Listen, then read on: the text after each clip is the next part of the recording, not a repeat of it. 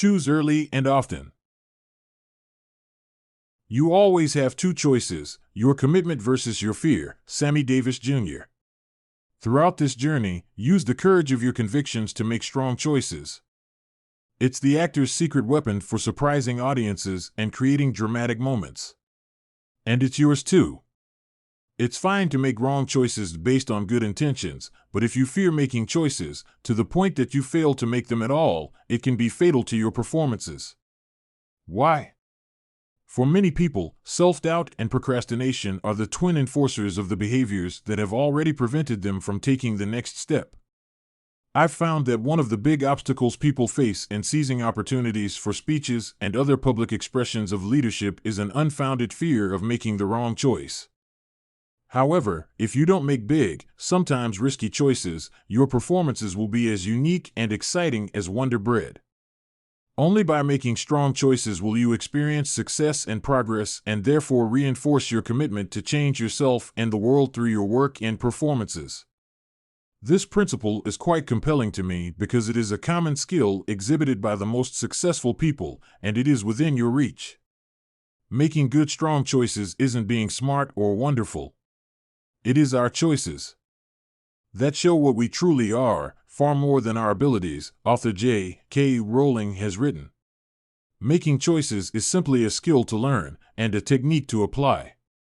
Above all, don't procrastinate.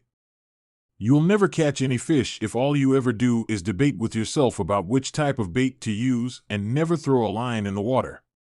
You won't likely discover your super objective, clarify your motivation, say yes, and take risks, learn to live in the moment, and act as if unless you make strong choices and put them into play. Yes, it takes courage to make strong choices. I know many people who are prone to procrastination, are aware of it, and work hard to overcome it. I also know many people who have been hurt by it, sales opportunities wasted, deadlines missed, loves lost, plans mislaid, and careers destroyed. Not adopting the commitment to choose early and often can hold you back at every step. For example, when I was an actor and my agent would call me with a scheduled audition time, I'd head to his office to pick up the script and find out which scenes the casting director had assigned me to prepare. I'd hoof it over to Starbucks, fight all the other actors for a free seat, hunker down, and read through the script. As I began work on the pages assigned for the audition material, I'd start to think about what the casting director, and producer might be looking for from the role. Anticipating what they wanted and aiming to deliver that rather than making my own choices about what I thought would be most compelling was my first big mistake. Unfortunately, I didn't realize this until years after I left acting. It was a thump myself on the head kind of moment. I had it all backwards.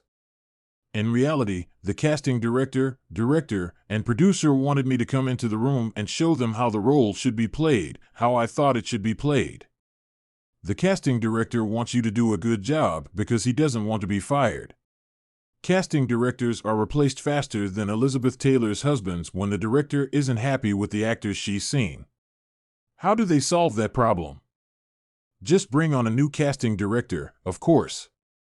The irony is that the new casting director, for the most part, just brings in the same people.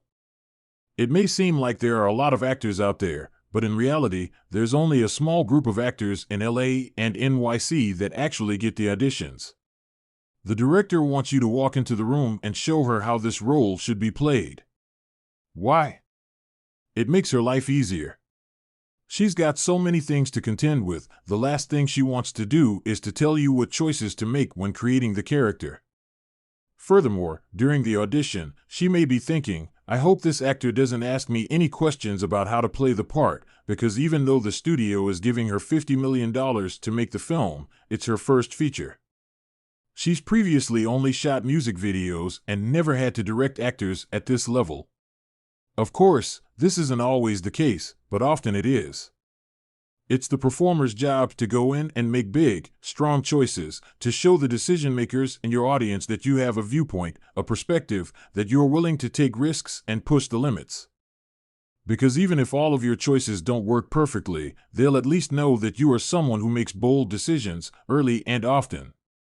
This is your job too.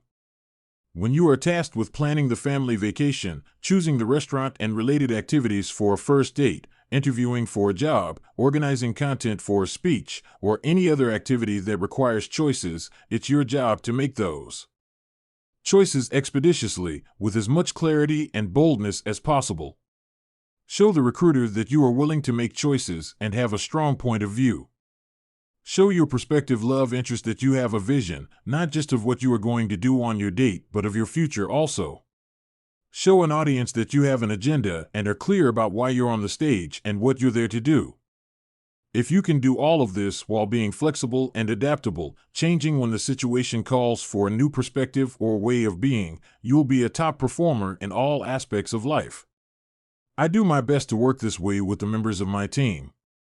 I don't tell my director of operations what to do all day long. We set out goals for the year, for the quarter, for the month, and even for a particular week, and it is her job to make the choices that will produce the intended results. For my creative team, we choose the direction and I give them the parameters and the results I'm looking for. I then expect them to make strong choices and produce results. But I don't tell them what choices to make unless they ask for help, then we collaborate and make choices together. It's not complicated. It takes guts. I only hire people with guts, by the way. I'd rather work with someone who oversteps perceived boundaries from time to time than someone who won't put one foot in front of the other. If you don't make choices early and often, it's unlikely you're going to get the kind of spectacular results you want.